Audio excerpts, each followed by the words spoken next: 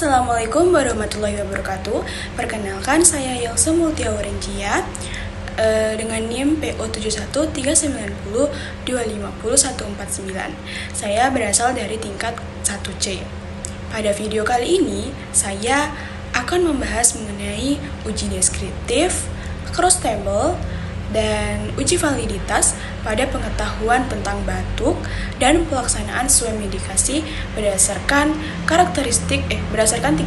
responden di bawah bimbingan dosen pengampu kami, Bapak Hisran. Sebelum masuk pembahasan, kita pahami dulu 3 konsep utamanya. Pertama yaitu uji deskriptif. Jadi apa sih uji deskriptif ini? Jadi uji deskriptif adalah analisis yang digunakan untuk menggambarkan data secara umum seperti nilai rata-rata, nilai tertinggi, terendah, standar deviasi, dan varians. Tujuannya apa? Jadi tujuannya itu sederhana, yaitu memahami karakteristik data yang kita miliki sebelum melakukan analisis lebih lanjut. Selanjutnya yang kedua yaitu uji validitas. Jadi uji validitas ini adalah uji ini digunakan untuk mengecek apakah setiap pertanyaan dalam kuesioner benar-benar mengukur apa yang seharusnya diukur. Caranya dengan membandingkan nilai R hitung dengan R tabel. Jika R hitung lebih besar dari R tabel, maka pertanyaan dinyatakan valid. Jika lebih kecil, berarti tidak valid. Selain itu, nilai signifikansi juga digunakan untuk memperkuat keputusan validitas tersebut. Selanjutnya yang ketiga yaitu cross table atau tabulasi silang. Jadi cross table ini adalah tabel yang menyajikan data secara berdampingan untuk menunjukkan hubungan antara dua variabel atau lebih, di mana satu variabel diletakkan di baris dan variabel lainnya di kolom. Dengan begitu, kita bisa membaca pola hubungan antar variabel secara sekaligus. Sekarang masuk ke bagian pertama yaitu karakteristik responden. Dalam penelitian ini ada 3 variabel demografi yang diukur, yaitu pendidikan dengan skala 1 untuk dasar, skala 2 untuk menengah, dan 3 untuk tinggi. Jenis kelamin dengan skala 1 untuk laki-laki dan 2 untuk perempuan, serta pekerjaan dengan skala 1 untuk ASN, 2 untuk IRT, 3 untuk wira swasta, dan 4 untuk petani. Nah, langkah analisis di SPSS itu cukup sederhana. Yang pertama yaitu copy dulu data dari Excel, lalu kita pindahkan ke data view di SPSS. Setelah itu, buka variabel view dan ubah nama variabel menjadi PDD, JK, dan PKJ. Lalu beri label pendidikan, jenis kelamin, dan pekerjaan. Selanjutnya kita klik menu Analyze, pilih Descriptive Statistics, lalu Frequencies, pindahkan semua variabel ke kotak kanan, lalu klik Statistik, centang mean dan standar, lalu deviation, lalu klik OK. Nah, setelah itu akan muncul output SPSS seperti di sini nih. Nah, di sini saya akan membacakan maksudnya. Jadi, hasilnya itu menunjukkan bahwa sebagian besar responden memiliki pendidikan menengah yaitu 14 orang atau 46,7%, diikuti pendidikan tinggi 9 orang atau 30%, dan pendidikan dasar 7 orang atau 23,3%. Nilai minnya sebesar 2,07 menunjukkan mayoritas responden berada di tingkat pendidikan menengah. Untuk jenis kelamin, responden laki-laki berjumlah 18 orang atau 60% dan perempuan 12 orang atau 40%. Sedangkan untuk pekerjaan, distribusinya relatif merata, yaitu ASN dan wira swasta masing-masing 8 orang atau 26,7%, sementara IRT dan petani masing-masing 7 orang atau 23,3%. Nah, secara epidemiologi, pendidikan merupakan determinan penting dalam perilaku kesehatan. Individu dengan pendidikan lebih Individu dengan pendidikan lebih tinggi umumnya lebih mampu memahami gejala penyakit dan melakukan swamedikasi secara rasional.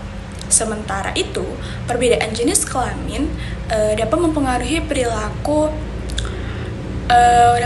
perilaku pencarian pengobatan dan jenis pekerjaan, berpengaruh terhadap akses informasi serta pelayanan kesehatan. Baik, kita lanjut ke bagian kedua, yaitu pengetahuan tentang batuk. Pada bagian ini, skala jawaban yang digunakan adalah 1 untuk tidak menjawab, 2 untuk tidak, dan 3 untuk iya. Nah, langkah-langkah di SPSS-nya itu, buka aplikasi dan pilih New Dataset. Di variable View, buat variabel P1 sampai P5 dan total dengan tipe numerik. Lalu, masukkan data 30 responden di data view dan simpan filenya. Setelah itu, pilih Analyze, Descriptive Statistics, Frequencies, masukkan semua variabel P1 sampai total ke kotak variables. Klik Options, pilih Mean, Standard Deviation, terus Variance, Minimum, dan Maksimum. Lalu, klik Continue dan OK. Nah, setelah OK akan keluar output seperti yang saya di atas ini. Nah, jadi berdasarkan hasil output itu, untuk karakteristik pendidikan, mayoritas responden tetap berada di tingkat pendidikan menengah dengan 46,7% menunjukkan responden memiliki kemampuan yang cukup untuk membaca dan memahami informasi kesehatan. Baik, dari sisi epidemiologi, ini menjadi faktor pendukung peningkatan pengetahuan mengenal batuk dan praktek swamedikasi yang lebih rasional. Nah, untuk jenis kelamin, dominasi responden laki-laki sebesar 60% bisa mempengaruhi gambaran pengetahuan dan praktik swamedikasi secara keseluruhan, karena pola pencarian pengobatan antara laki-laki dan perempuan cenderung berbeda. Nah, sementara dari segi pekerjaan, sebaran yang relatif seimbang antara ASN, IRT, wira swasta, dan petani menunjukkan penelitian ini melibatkan berbagai latar belakang sosial ekonomi yang tentunya turut memengaruhi tingkat pengetahuan tentang batuk maupun kemampuan pelaksanaan swamedikasi masyarakat. Sekarang kita masuk ke uji validitas untuk variabel pengetahuan batuk. Langkahnya di SPSS itu yang pertama, pilih menu Analyze, lalu Correlate, kemudian Bivariate, masukkan variabel P1 sampai P5 dan total, centang Pearson to Tailed, dan flux significant correlations, lalu klik OK. Metode yang digunakan adalah Pearson Product Moment dengan R-table sebesar 0,361 untuk DF28, N30, dan alpha 0,05 to Tailed. Hasilnya, pertanyaan 1 memiliki R hitung 0,607, lebih besar dari R-table dengan signifikansi 0,000, sehingga dinyatakan valid. Pernyataan 2 memiliki R hitung 0,355, lebih kecil dari R-table dengan signifikansi 0,054, sehingga dinyatakan tidak valid. Pernyataan 3, 4, dan 5 masing-masing memiliki R hitung 0,602, 0,560, dan 0,524. Semuanya lebih besar dari R-table dan signifikan, sehingga dinyatakan valid. Kesimpulannya, 4 dari 5 pernyataan dinyatakan valid atau setara 80%. Pertanyaan 2 tidak valid karena nilai R hitungnya berada sedikit di bawah R-table, sehingga perlu direvisi atau dihilangkan pada penelitian selanjutnya. Hal ini menunjukkan adanya kemungkinan pertanyaan tersebut kurang dipahami oleh responden. Selanjutnya, bagian pelaksanaan swamedikasi dengan skala jawaban 1 untuk tidak tahu, 2 untuk salah, dan 3 untuk benar. Langkah analisis di SPSS-nya sama seperti sebelumnya, yaitu melalui menu Analyze, Descriptive Statistics, dan frekuensi dengan output means dan standard deviation. Nah, hasilnya itu seperti ini. Nah, di sini saya akan menjelaskan hasilnya itu menunjukkan nilai rata-rata pada setiap pertanyaan berkisar antara 1,87 hingga 1,87 hingga 2,33.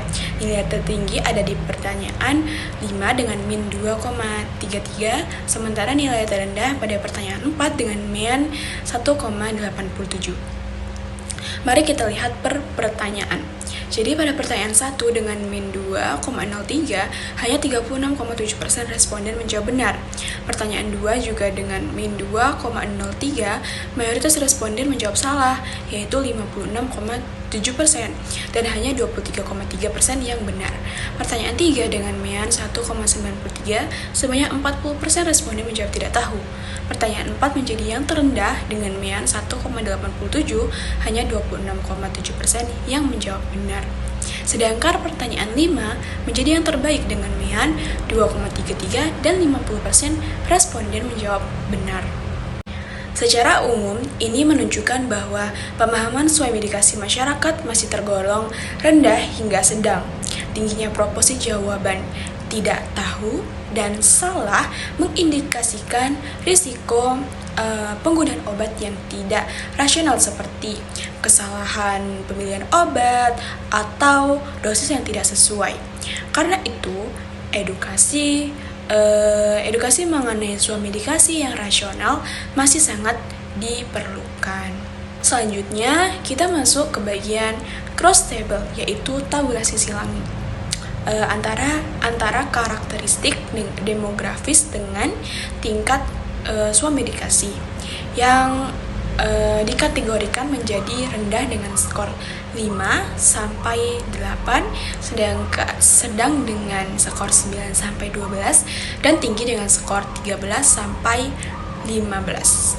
Berdasarkan pendidikan, responden dengan pendidikan tinggi tidak ada yang masuk kategori rendah dan 77,8% berada di kategori sedang. Ini menunjukkan adanya kecenderungan semakin tinggi pendidikan, semakin baik kemampuan sesuai medikasinya. Nah, berdasarkan jenis kelamin, laki-laki memiliki proporsi kategori tinggi sebesar 27,8%, lebih besar dibandingkan perempuan yang hanya 16,7%.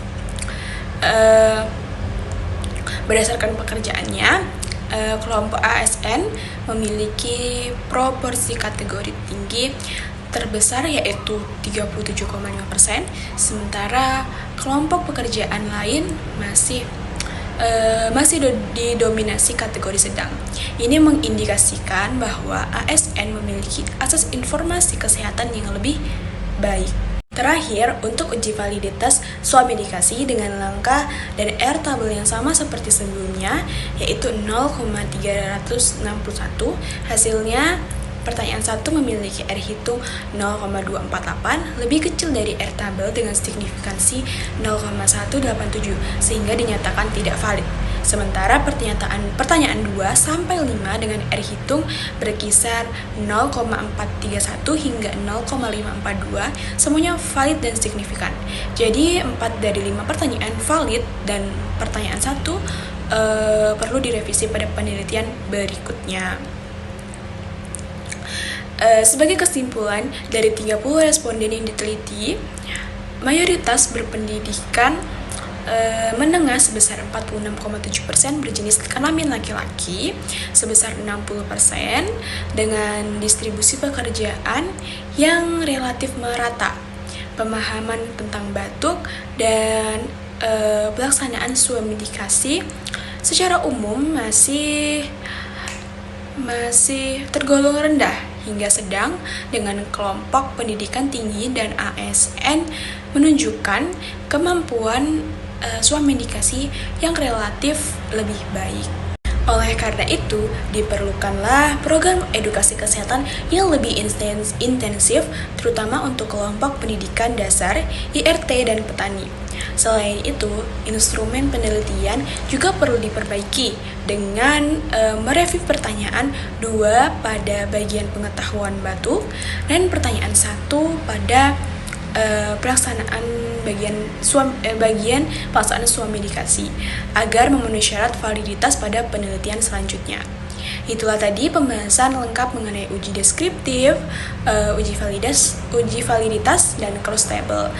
Sekian dari saya, terima kasih. Saya akhiri, wassalamualaikum warahmatullahi wabarakatuh.